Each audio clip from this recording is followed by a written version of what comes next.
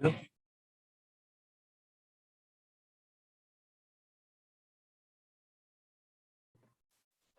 Hey, Justin.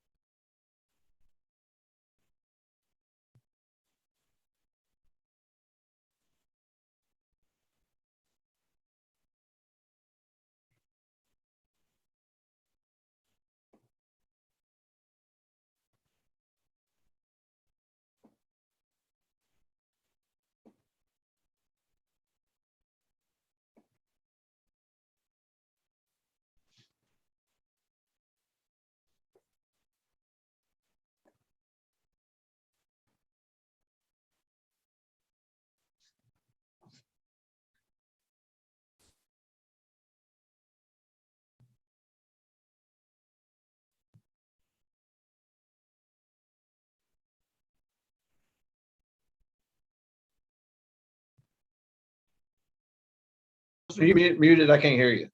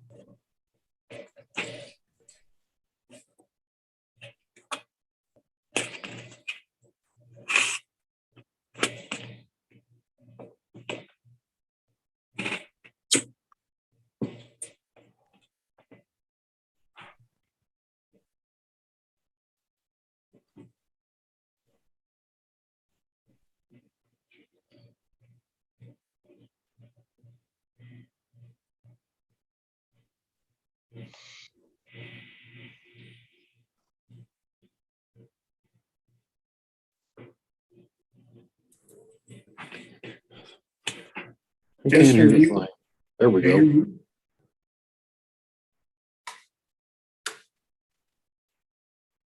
Justin, we can't hear you. I just text him. Okay.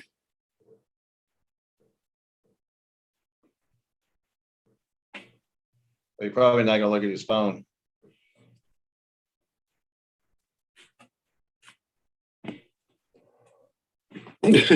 Check the time. He acts like he's hearing somebody.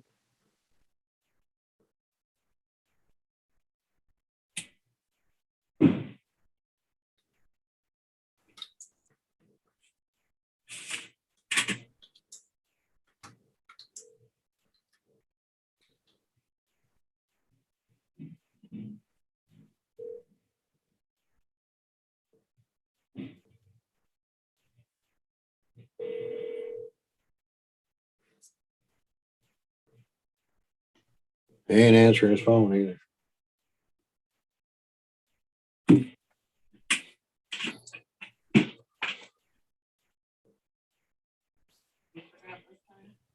No, I can't hear Justin.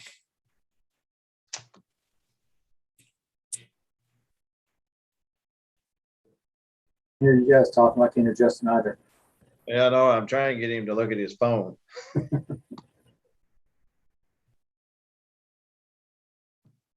You gonna do it?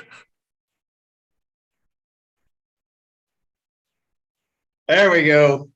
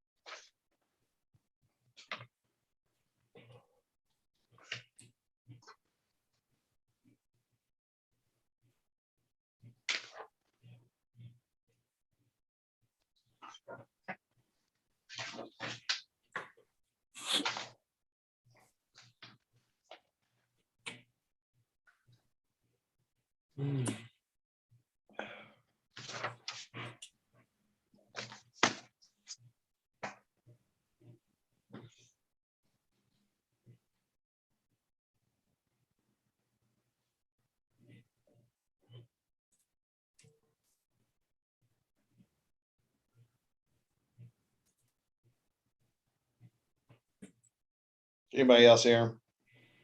Nope. No.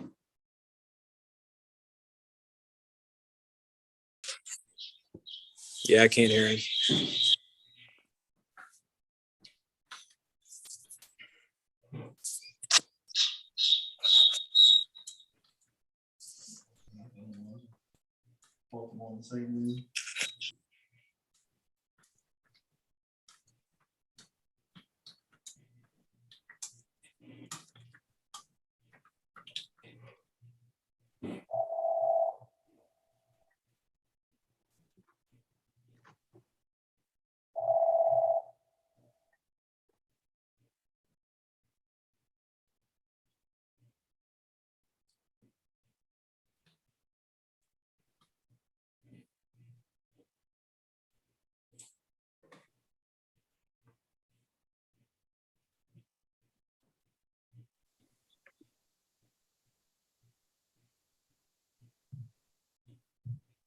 Okay, no try. Can you hear us now? Yeah. Yay. All right. There you go. All right. Thanks for being here. Not only for speaking. All right. So let's try this again. I think we have audio now. Sorry about that, everyone. So the minutes from the October 12th meeting were sent out ahead of time. And we've got a motion and a second to approve those. Can you hear us minutes. now? Yeah. Yay. All right. Okay. So let's try this again. I think we have audio now. Sorry about that. So the minutes from the October 12th meeting were sent out ahead of time. And we've got a motion. It's like a cluster. Can you hear us now? How do I stop it on YouTube? I think that's playing on YouTube, isn't it?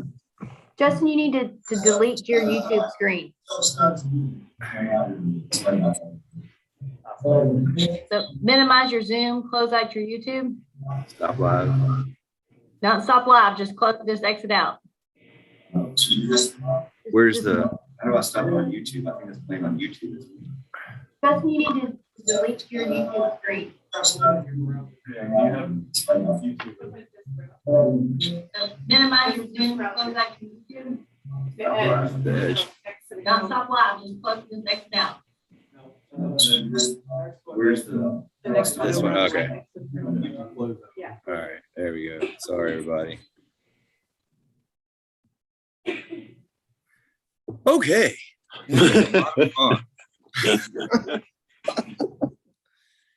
Welcome to 2022, everyone. We were trapped in some type of loop. Yeah. Okay, so we've got a motion and a second on the minutes. Is there any further discussion on the minutes? Just one correction. It's got me listed as Oldham County Judge, Deputy Judge Executive. That should be County Engineer, please. Okay. Okay, anything else, anybody? All right, otherwise, all in favor of the minutes, say yay or raise your hand. Yay. Yay. Yay. Yes. Any opposed? Yay. All right, thank you.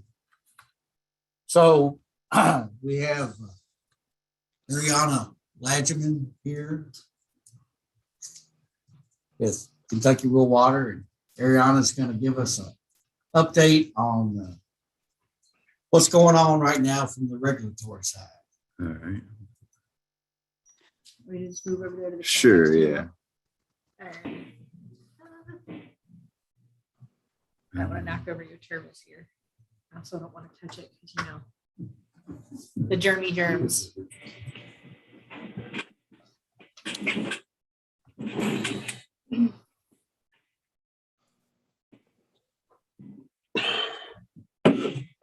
And we're all right.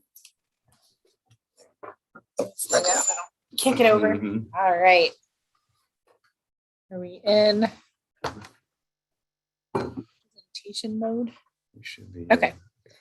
All right. Can everybody see the regulatory update PowerPoint screen?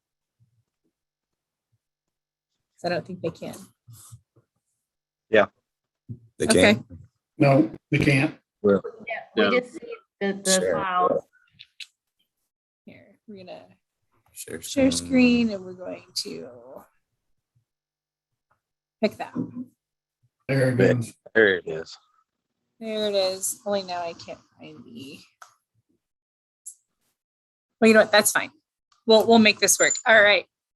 So I am going to go over sort of the super high version of this. I know it says January 5th, that it's going to say I gave this presentation last week in Danville, and not a whole lot has changed, but I also don't have like an hour and a half like I did in Danville. So I'm going to skip to a couple of pertinent slides and kind of give a really fast overview of a couple of things that are going on in both drinking water and wastewater world at the moment.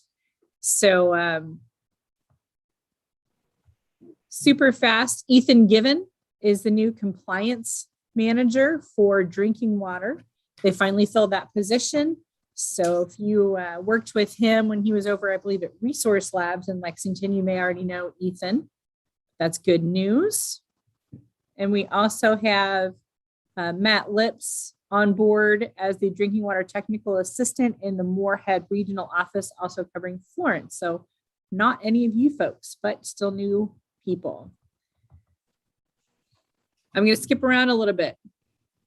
PFAS is a hot topic. So hopefully most of you have already heard of PFAS in some way, shape, or form at this point in time, but they are per and polyfluoroalkyl substances.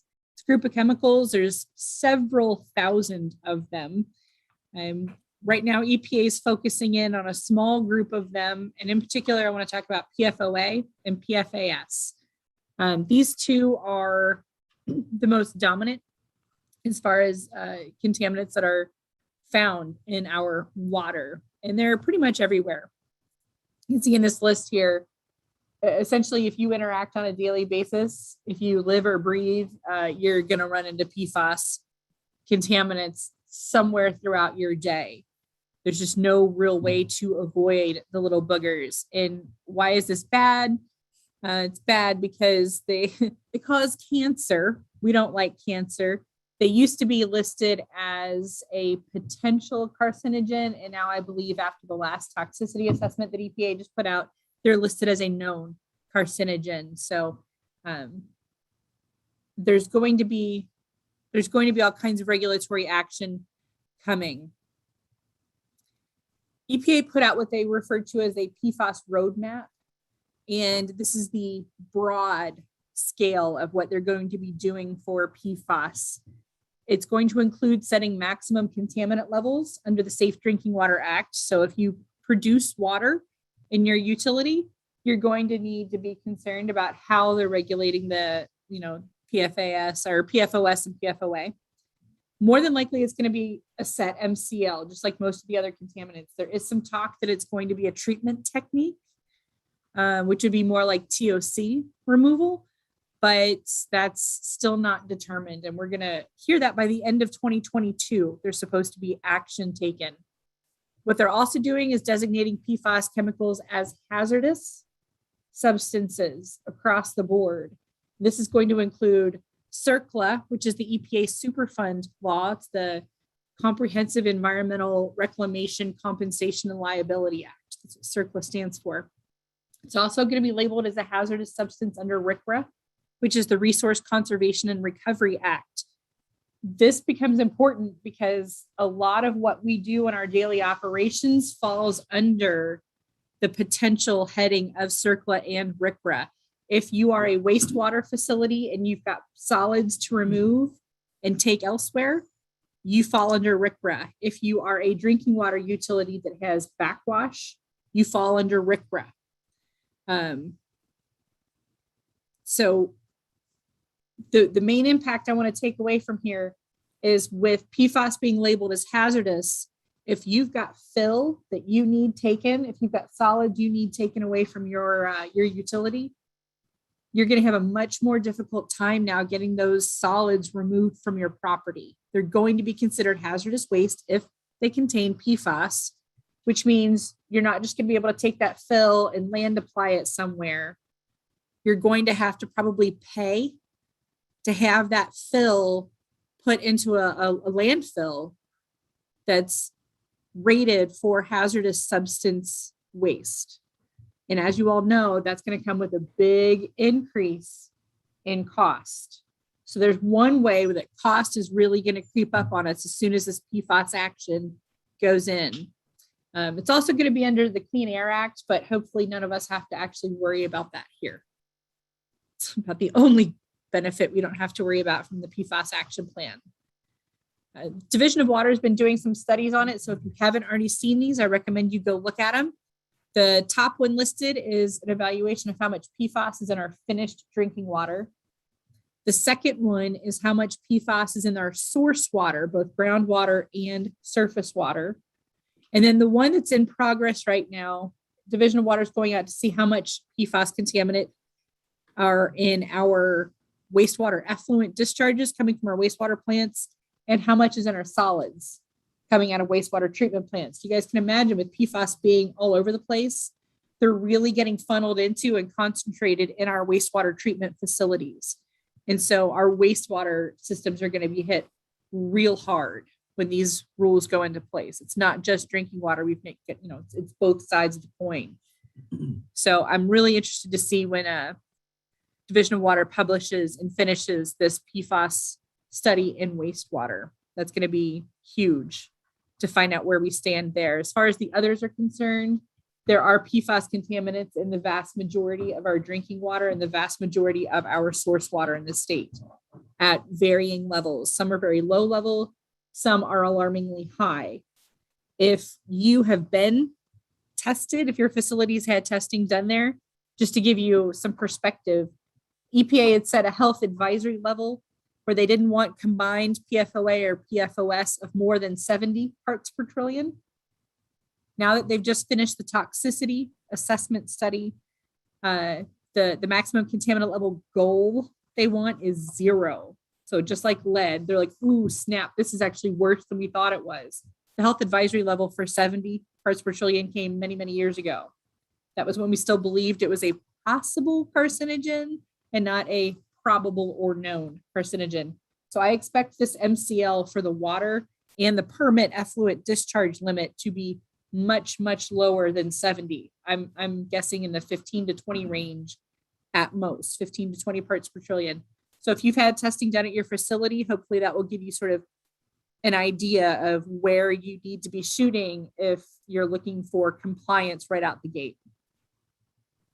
If not, then, excuse me, you're probably looking, if you're over that routinely, you're looking at needing to make treatment plant upgrades. And honestly, the only really successful treatment technology to remove PFAS from water is granular activated carbon filtration. And that gets pricey. And of course, if you're working with a wastewater facility, we don't have any wastewater facilities that filter through GAC because that's bonkers. So this is a whole new realm of what to expect. We're not quite sure. It's going to be an interesting trip. Can't wait to keep you updated. So we'll move on from there. That was enough PFAS, I think. As far as the CCR is concerned, the Consumer Confidence Report for drinking water, there are updates currently being made to that report. Those of you who are serving more than 10,000 persons are going to be required to send out that report twice per year. And we still don't know if that report is just going to be the same report twice, or if they're going to make us update it every 6 months and send it out. They're still working on that, and they have not gotten back to us. The National Drinking Water Advisory Council is working on it. I love giving a whole update talk full of updates where my answer is, I don't know, because that's where I am with all my updates. It's great. Cybersecurity. Essentially, if you're working with computers that are on like Windows XP, it's time, man. We got to upgrade. We got to knock that off. If you don't have any kind of firewall protection, if you don't have any kind of password protection to get into your billing system, or if your billing system and your SCADA system are on the same network, you kind of need to make some tweaks. You need to make some upgrades, put some firewalls between them, do some separation, do some additional login, maybe two-step authentication to get into your systems. EPA is floating draft regulation right now to make cybersecurity a priority, which means they're going to regulate it. We're not 100% certain yet if that's going to come out in the way of a requirement on your sanitary survey, or if there's going to be a completely separate rule. They're still kicking that can around, and we're not sure. But this is something that you all should be hopefully working on and should be conscious of anyway. So if you're working on one ancient computer that no longer gets security patch updates from Microsoft, it might be time to go ahead and start putting that into action and rolling some money around for some upgrades. And then my absolute favorite part of the update for today is going to be the lead and copper rule revisions for drinking water.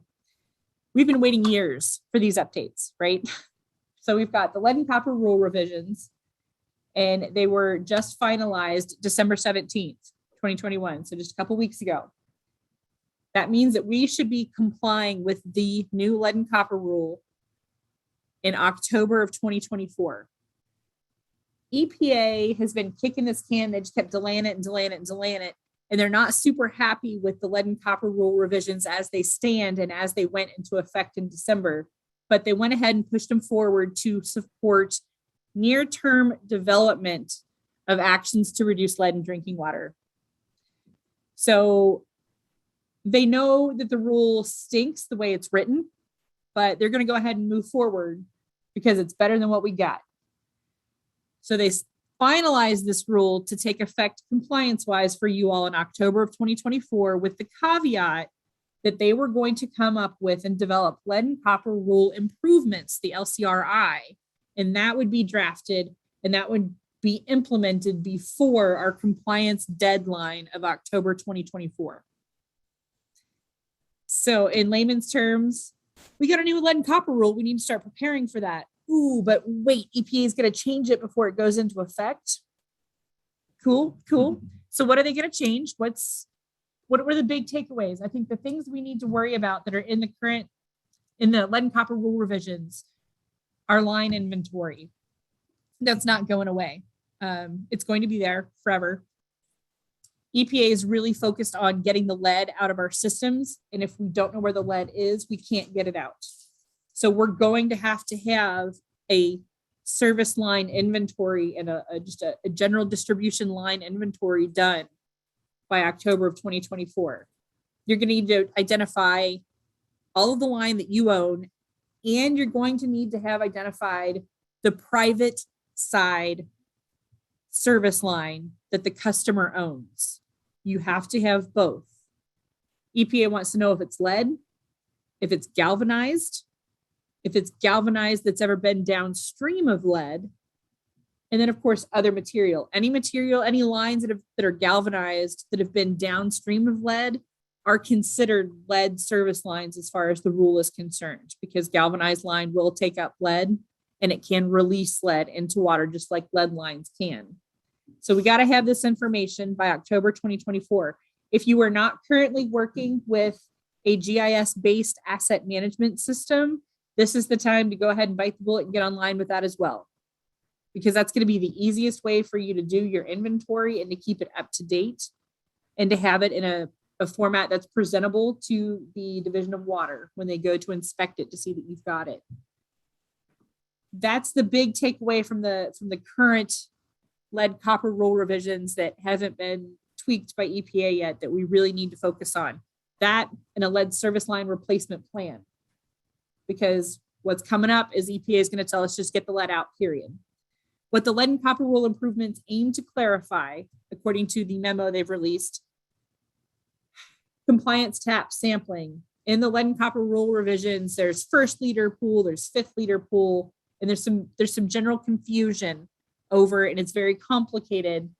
And knowing that we're going to have customers doing the sampling, EPA is aware that they need to simplify that. So one of the improvements they're hoping to take care of is compliance tap sampling streamlining.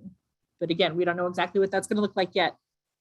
The new rule also has an action level, just like the old rule. Okay, 90% of your samples have to be below the action level of 15 parts per liter, or parts per million for lead, or parts per billion rather. If in this new rule, if you exceed 10 parts per billion on lead, you've exceeded a trigger level and there's actions you have to take. You're not out of compliance, but EPA is saying you're trending toward non-compliance. And so they want you to do a little find and fix action. And they realize that gets really complicated, having two sets of compliance levels. And so I think they're going to try and clarify that in the new rule. To me, they're going to present that as we're doing you a favor. What the regulation side of me is hearing is the action level just got dropped to 10 parts per billion and we're getting rid of the trigger level altogether. I don't know if that's true or not, but that's just me reading between EPA's lines. So it's a possibility that they're going to drop the trigger level altogether and just go with a lower action level. EPA is also going to put a requirement in place to replace all of our lead service lines, both private and public. And then there's going to be a method in place to help us prioritize historically underserved communities. this is all part of the Biden-Harris lead pipe and paint action plan. Basically, they want all of the lead pipe gone in the next 10 years, period. They want lead line, faucet, and fixtures to be replaced, and it's all coming from verbiage in the Build Back Better Act and the American Rescue Plan Act. I'm sure you guys are going to talk all kinds about ARPA here in a little bit. You can see there, Kentucky's total, we were issued $112.6 million. Drinking water alone in the state revolving fund got a normal 29.5, and then we got an additional 46.5 million specifically earmarked for lead service line replacements. Now, according to the feds, that lead service line replacement can include up to the point, the valve going into the customer's home. So this money can be used, according to the feds, for the private line replacement. There are, I believe, some sticky points with KIA and some Kentucky specific rules. And I believe they're working on getting around that at the moment. But this is all going on literally right now and in meetings yesterday. So we'll get back to you when we know exactly what that means. Again, it's another update where I have a kind of update for you. And then the drinking water EC, that's the emerging contaminants, contaminants of emerging concern, namely PFAS. We've got another $12.5 million to deal with PFAS testing, remediation, that kind of thing. And so I think those are all the really big picture items I wanted to hit. I know it's a lot of information. I was kind of all over the place and sort of up here. If you want more details, more information about any of these topics, I'm happy to talk to anybody.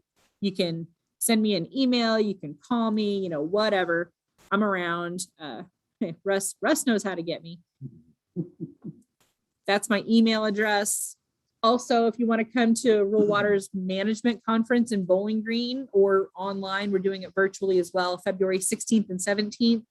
We're going to have some sessions dedicated specifically to these topics and go pretty in depth with them there.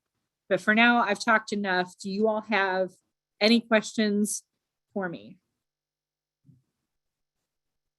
Can you, Effort for the producers or people in production. Where's the emphasis on control?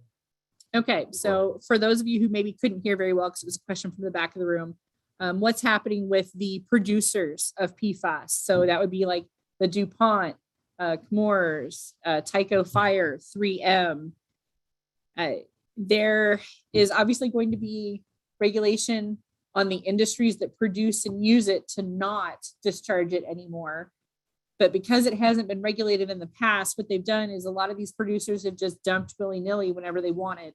If you're familiar with the cases going on in the Cape Fear River down in North Carolina, there are water systems down there where they're on a flat out do not consume because their Gen X levels are so high coming from the Chemours plant there that they cannot drink their water.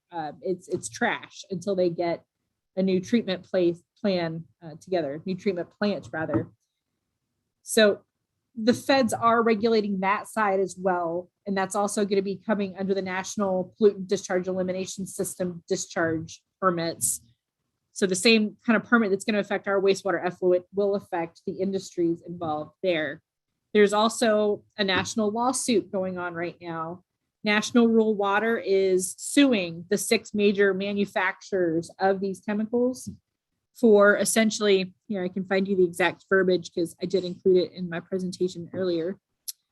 Essentially, they are alleging that these folks knew exactly what they were doing and producing and did it anyway and didn't tell anybody, and now it's their fault and we shouldn't be responsible for having to pay to clean it up and get it out of our water. That's the long and short of it. If you are a utility that has had DTECs, I would encourage you to go to that website, the nrwa.org, and go to their PFAS portion of their website. You all, as an individual utility, can join on to that lawsuit. And if there is a settlement, if National wins, you all will be eligible at that point to collect funds if you need to do any kind of remediation to your plant or if you need to do additional testing, because PFAS testing is really expensive. About $1,000 a pop. Right now, we've only got one lab in the state that can do it, and that would be PACE down in Madisonville. Nobody else in the state is certified for it, but they are, and it's not cheap. So knowing that it's coming up in drinking water regulations in general, just be prepared for that, because that first year is probably going to cost our producers at least $4,000 a year in testing just for that one test. But yeah, they are going after the actual manufacturers. So hopefully we can get pots of money out there to help us upgrade our treatment facilities in order to meet compliance deadlines and goals. Good question. Can you provide a copy of your presentation to Justin so that he can send that out? Sure, I can just copy it straight on his desktop here. Anybody online got a question? Excellent. I like that. It's an easy crowd. So I'm gonna copy this onto your desktop, Dustin, or Justin rather, and boom, there we go. And I will get out of your way. Thank you. Let you get on with your meeting. So we've got new water and sewer projects to approve.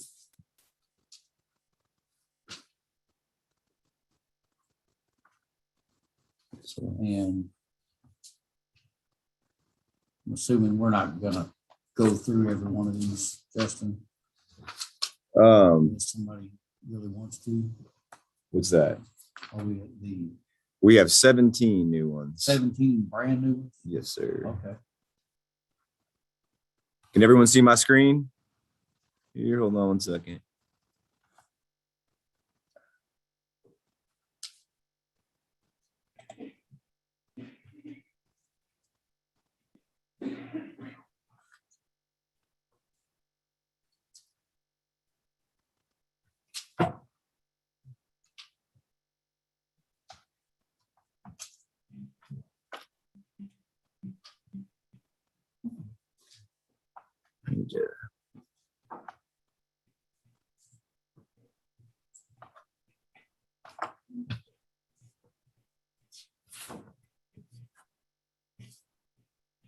I'm not a big Microsoft guy, as everybody's probably found out. I usually use my Mac on these. So let's see, share screen. Desktop, right? Share. And then here. You can open the presentation and share the presentation directly so it doesn't.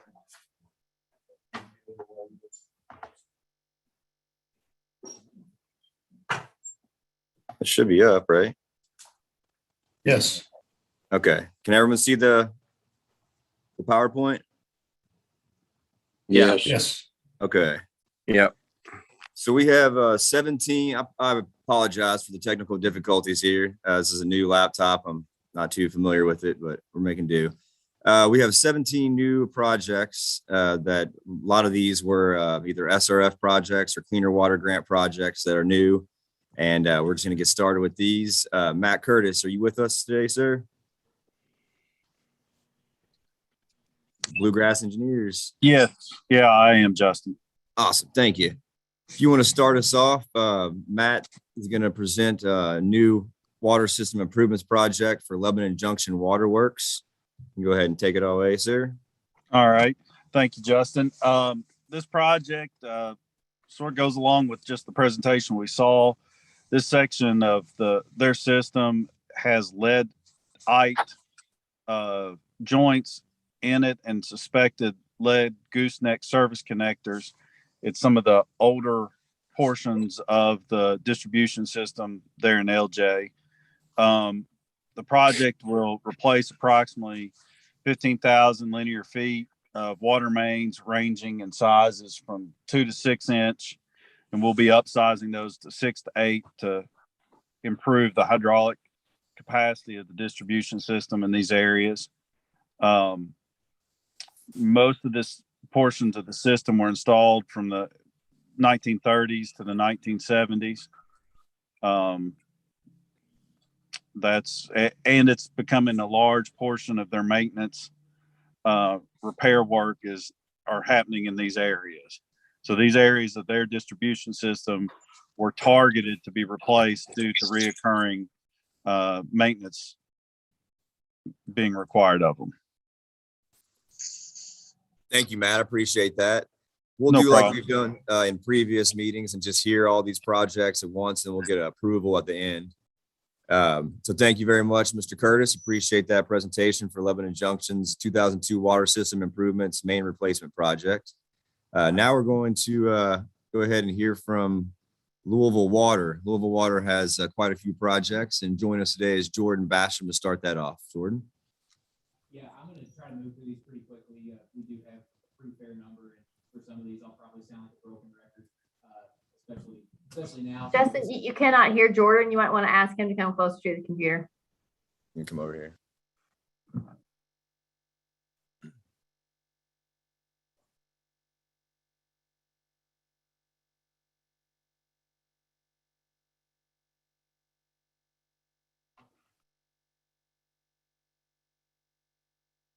Sorry about that. So I was just saying that I'm going to try to move through these pretty quickly. We do have a pretty fair number of projects to present today, starting out with our West Blue Lick Road area Mrrp project. So Mrrp is main rehabilitation and main replacement and rehabilitation program.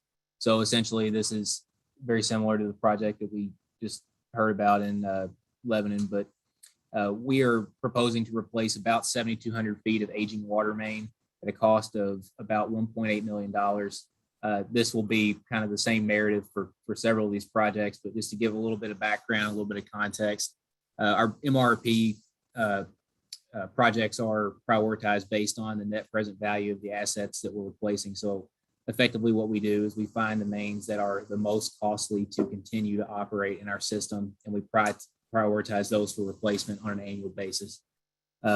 So really not a whole lot to talk about there, except that this specific project experienced 9 main breaks in the 5-year period prior to planning it. So next slide.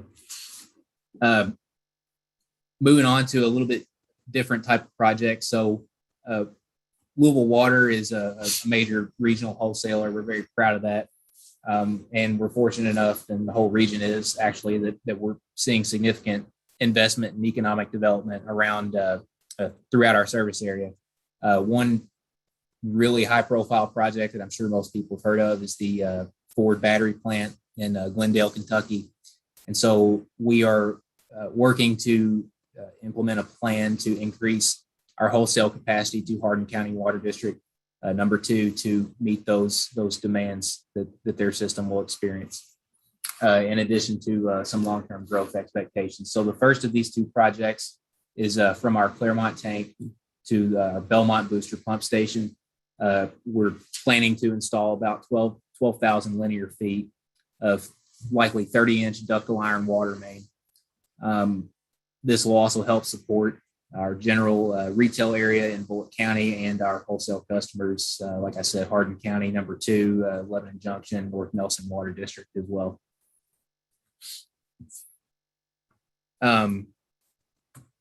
Sorry, I'm looking at 2 computers. The second of these 2 projects, and I will say there will be more than what we've shown here, but these are our first and highest priority projects throughout this corridor. So this is from our Salt River booster pump station to Chappies booster pump station. This involves 17,000 linear feet of 36-inch ductile iron water main. And other than that, it's same type of justification as the last project. So I won't go into the details, but about $16.7 million for this one. So going back to our first, very similar to the West Blue Lick project, Beechland Avenue area Mrrp project, total cost of about $2.9 million, including a little over 8,000 feet of water main replacement. You can see 18 recent main breaks. That's within the last 5 years, so ranked very highly as far as cost justification for replacement. Next. Same thing, Derby Avenue area Mrrp project, total cost of about $3.4 million to replace about 9,000 feet of aging water main. This area has experienced about well, no, exactly 12 main breaks in the prior 5-year period.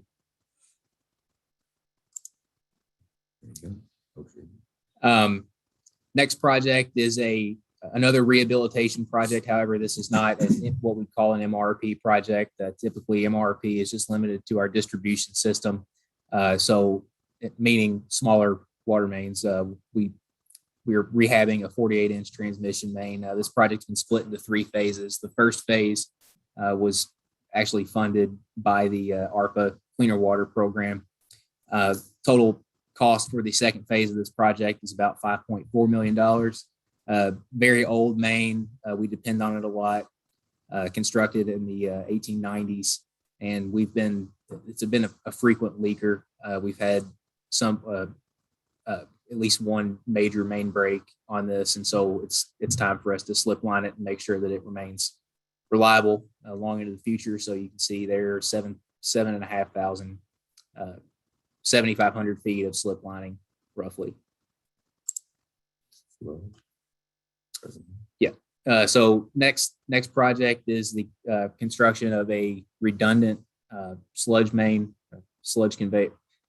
I should say residual line, not sludge, but sludge line. So basically, we have a sludge line from our Crescent Hill treatment plant to our sludge lagoons at the BE Payne treatment plant. And so the purpose of this project is to build a redundant line so that we can, number one, take the existing line down to maintain it, and also be well protected in the event of a failure.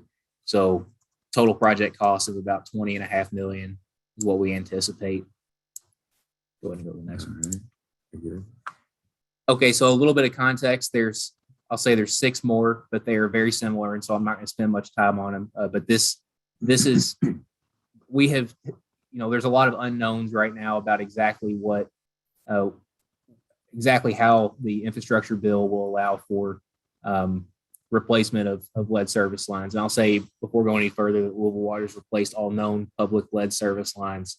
So these next 6 projects are what we expect to see as a cost for replacing, sampling, investigating, and replacing private service lines and replacing them if they are lead. So the first one, we split our service area into 2 areas for the purposes of this, given that there is a major focus on economically disadvantaged areas. So for our galvanized replacements in what we call the economically disadvantaged areas, total expected cost of about $2 million to replace 690 known private galvanized service lines. So in the rest of our system, you can see 1,354 known private galvanized service lines that we expect to replace at a cost of about $3.8 million. So known lead service lines in economically disadvantaged areas, 2,660 at a cost of about $11.2 million. And then known lead replacements in the rest of our service area, we expect that we would be replacing about 16,700 private lead service lines at a cost of $74 million. This, I'll say, is partially based on, while we haven't looked at every service line, we have tried to extrapolate what our current data tells us what we'll actually be replacing. So, and then lead status unknown. So we don't know what the material is. This is in economically disadvantaged areas. So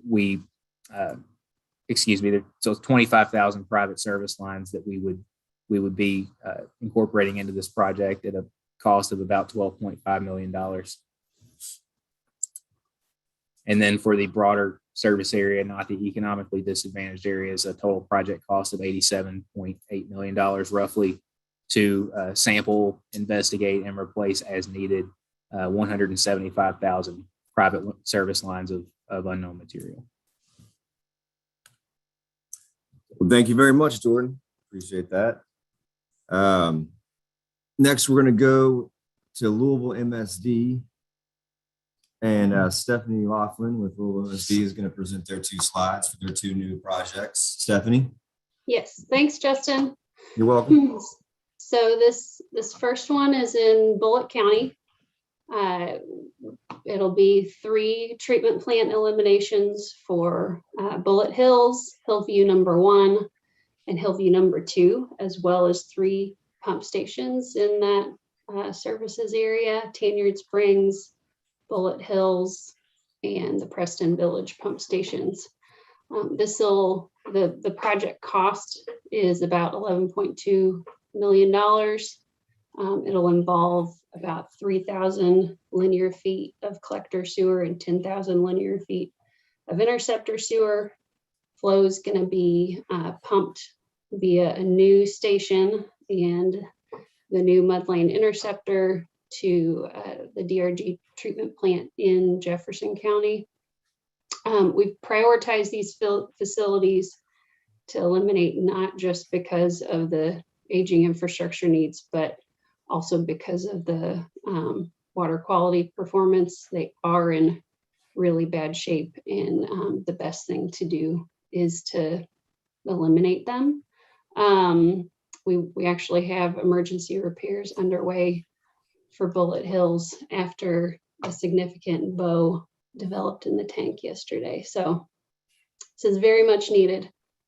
And then the next one is for the Lynnview Stormwater System Rehabilitation. There we go. It's estimated at $665,000. A portion of this will be funded from the City of Lynnview's ARPA funds, so it's great to be able to leverage that. The existing system is about 70 years old, clay pipe, and so it's prone to failure. And this is evidenced by more than 100 documented cave-ins that the system's in much need of repair.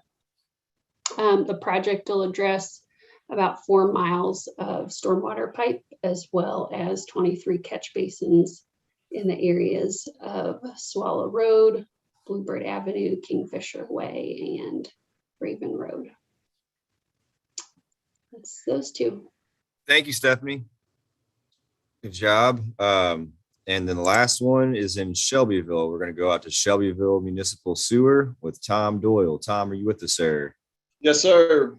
Thank you. This is for about 7,500 feet of 12-inch sanitary sewer main to serve an undeveloped piece of property. It is economic development for Project Stonewall. It's also going to open up an additional 600 acres to sanitary sewer. Got an estimated project cost of $1,765,000. Thank you, Tom. That wraps up our 17 projects, 14 drinking water and 3 clean water to be approved. Are there any questions from any council members or guests for anyone who presented these projects? Do we have any questions for Louisville Water, Louisville MSD, Lebanon Junction, or Shelbyville Municipal? Justin, this is Jim Silliman. Can you scroll back to slide 13? Yes, sir. This one, there you go. Right. So what is the true project area? And of course, this question's for Gordon. Right. Yeah, we had a couple issues with this with KIA because it had to be a polygon feature for this. So when mapping it, our GIS specialist, Zach Herzog, was trying to work with them because they normally don't do polygon features like that. It's either a line feature for water lines or a point for a treatment plant or whatnot. So I guess to do this, to be able to put it inside of the water resource information system portal for KIA, this was just kind of the preliminary way of getting in there because they were going to apply for state revolving fund loan funding for this project. So in order to get that in there, they just created a point, and they are currently working with the GIS specialists there at KIA to be able to update that once we get in the data for that. Okay. Jordan, do you want to say anything else to that if you wanted to? I don't know how they, at this point, I'm assuming it's like a central polygon. Right. So there, if you could just say the map or not exactly accurate. We do Sure. have polygons, Sure. but they couldn't be If you couldn't hear him, his explanation is kind of like a center point in the polygons because they couldn't put in the polygon data. Tom Schubert, the GIS specialist with KI, couldn't put in the polygon data. So it's just kind of a central location feature for that polygon feature. So until they can iron out the kinks of how to be able to put in that polygon feature, that's kind of where they stand right now. So it's an entire service area, just located. Yes. Okay, thank you. Our entire service area split into our lead inventory, lead, galvanizer, unknown, split into economically disadvantaged. Right. So it's the economically disadvantaged area, then split into the rest of the service area. So that's where they would want the most economically disadvantaged for this project, for the lead galvanized area. That would be kind of the centroid spot for it right now. So that point is not indicative of exactly where the lead service lines that are going to be replaced. It's just kind of a centralized location inside a polygon feature, and before KIA will be able to work with them and figure out exactly where that polygon area is going to be once they're able to upload that feature. Okay, thank you. Yes, sir. Good question, Jim. Any other questions for any of the presenters for the new projects to be approved? Hearing none, can we please get a motion to accept the 14 drinking water and 3 clean water projects that were presented this afternoon? I'll make it, Justin. Tom Doyle with Shelbyville Municipal Water and Sewer. Motion. May we please get a second? I'll second it. Judge Jerry Summers with Bullitt County Fiscal Court. Second. Thank you, Judge. You're welcome. All right, well, moving along, those were our new projects. Thank you, everyone, for presenting those. And now we're going to go ahead and move on to our next agenda item. Zach, you want to come up here since we're...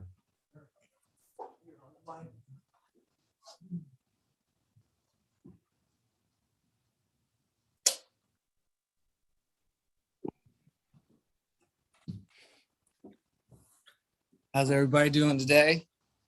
My portion's pretty short. Again, we're currently in the middle of doing system visits, so be prepared for a visit from us. Justin's probably already reached out to all of you and set them up. I'm pretty sure he has. As long as we get not as much snow as we've gotten, they should stay the same. We had to reschedule a couple last week to this week, but they went pretty smooth. Lebanon Junction and Shepherdsville. We got some good updates from them, so I appreciate it, fellas. And we'll be out to see the rest of you later on this year, probably in the next month. Other than that, a lot of new projects to put in, and you guys have done a good job providing good mapping data, if not maps themselves or shape files. That makes my job real easy because all I do is copy paste. And anyway, that's about all I got for today. Thanks, guys.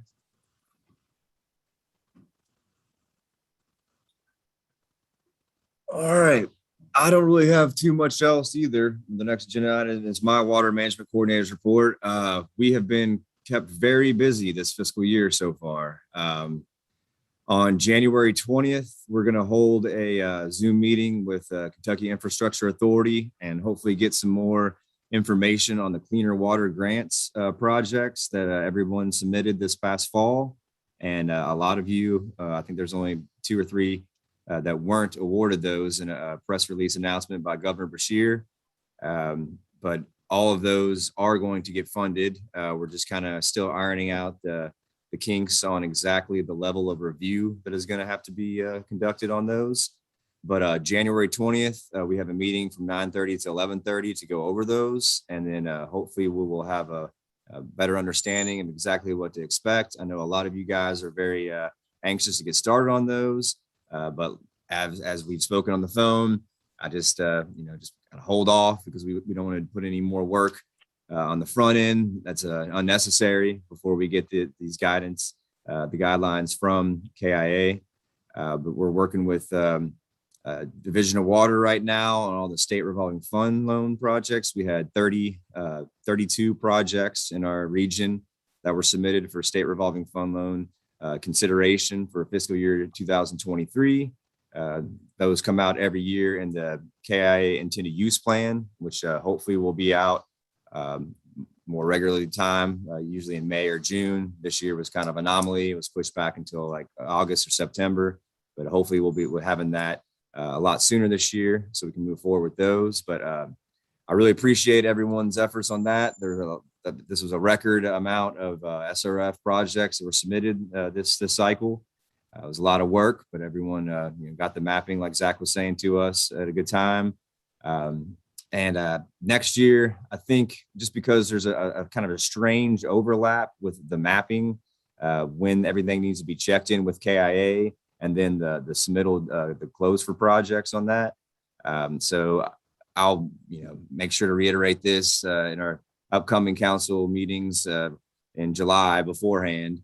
But we really need to have those a little sooner this year, just because there's a lot of overlapping with the mapping and the project. So next year, we're probably going to have a December 1st deadline of getting me all the information for that. But like I said, I'll be in touch with all of you all, and I'll make sure that we discuss that again closer to the call for projects next year.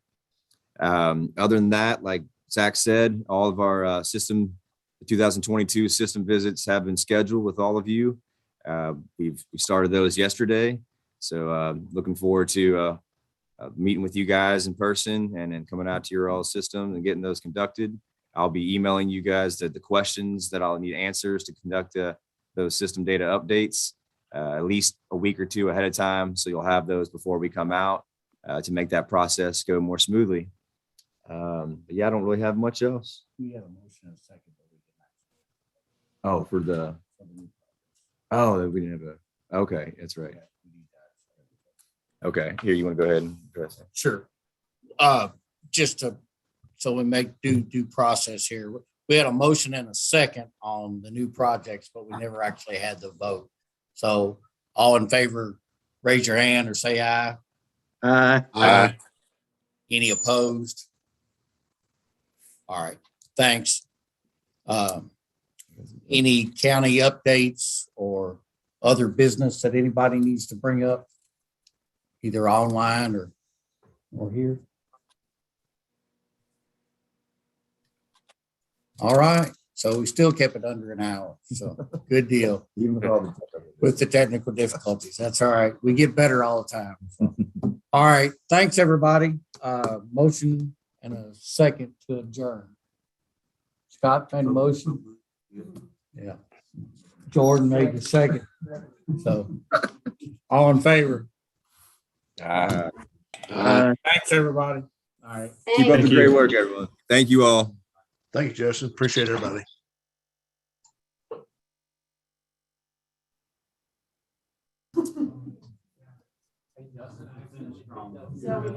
Oh, yeah, I know. So I know right. I know what Jim Sullivan was. Thanks. He was looking at. Yeah, I knew Jordan and I held a phone call about that earlier. I was like, I doubt anybody's going to say anything. Of course, it's in Oldham County, so I knew it was, and knowing Jim, he's pretty attentive to detail. So of course he had to call us out.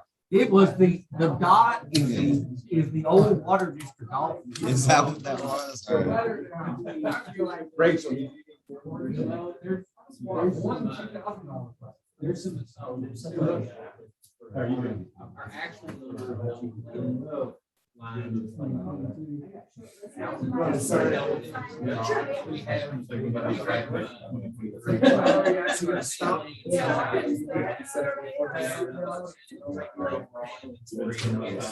Just based on those numbers. So that's our budget. If it's unknown, about 8% are actually going to do that. So we back it in the cost from there to sample.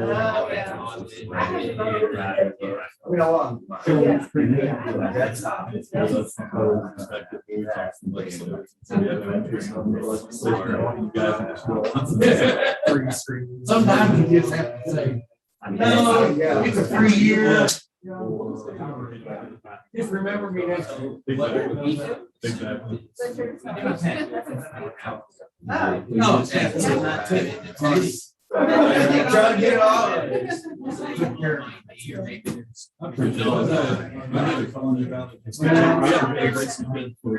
I think I found where the. Yeah, we're right around. We do this. We do the whole. He said he was in. I mean, you know.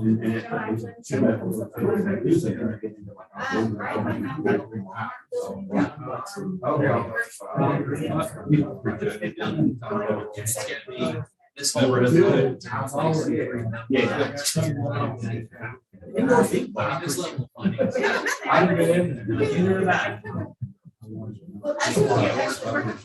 It's not. If you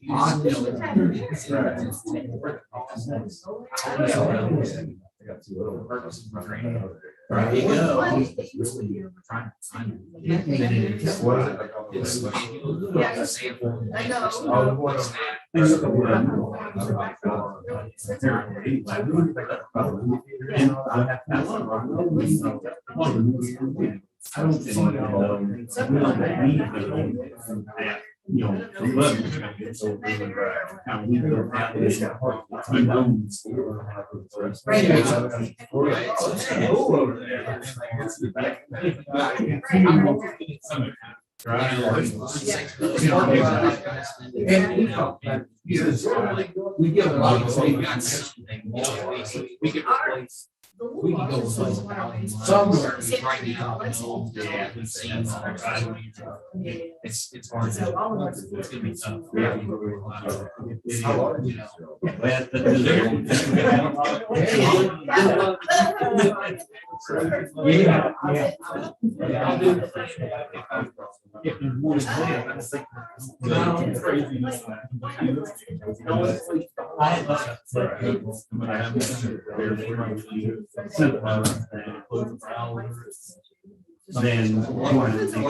Then but then there's a problem. we're always there. You still don't know necessarily.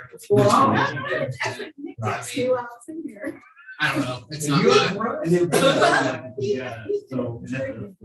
Well, I saw that. So he said, it may not be. So if we identify the service line at the time. I don't know.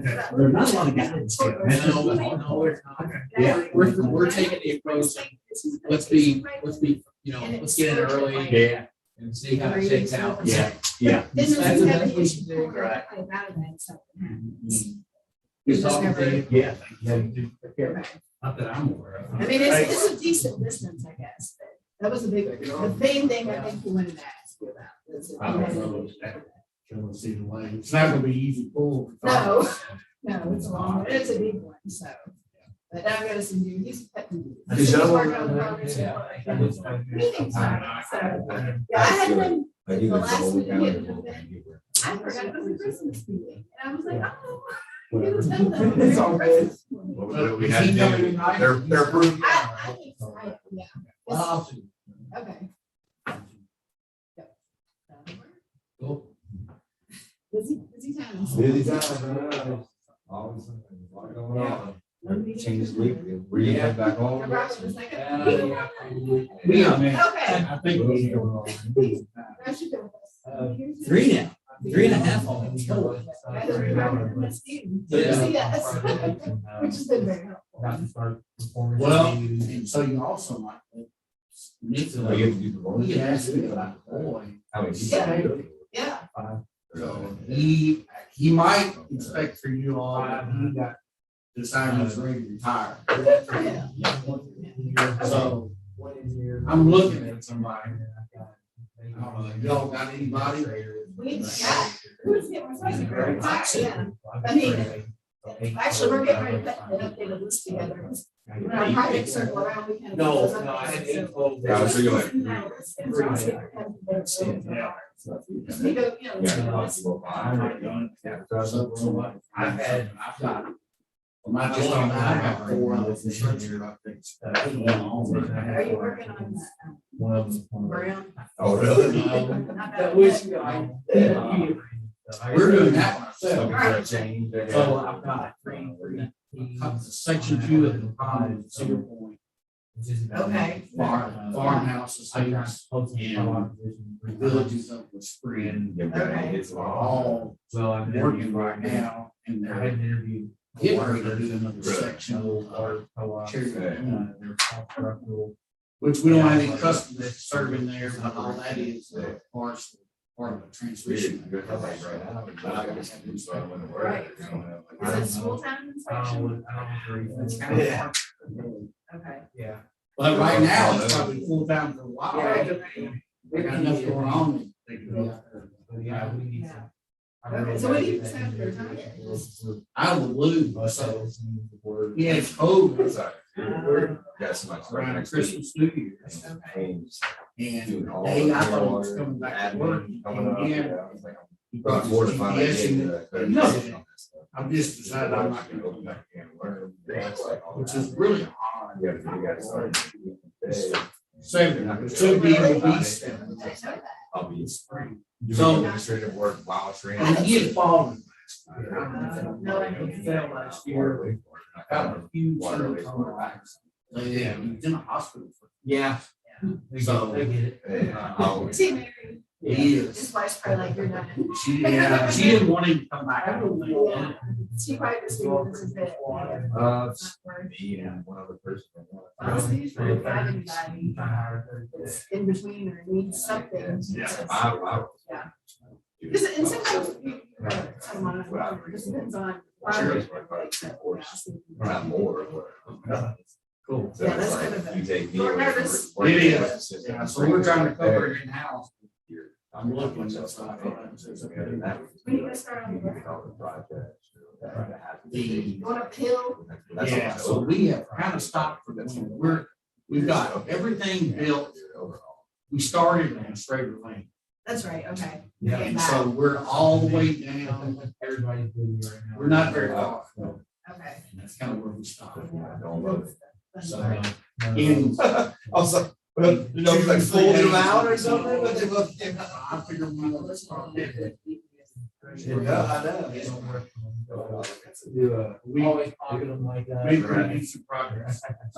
All right, man. So far, so good. We're getting ready to pump it up. First time we've been pumped it up yet, all that poly. Yes. So Yes. it's gonna be, we'll see. We've got a project out in Rainbow, where it's the cost and everything. See, it's just not what we're used to. It made us, it paid for, the savings paid for the equipment. Yeah. Well, and actually on this project, the city, the Rainbow bought the pipe when it was cheap. Yeah. So we bid it with the pipe cost not being a part of it. Right, Which was exactly. weird for us, yeah. We don't want to do it that way. It's just a different project.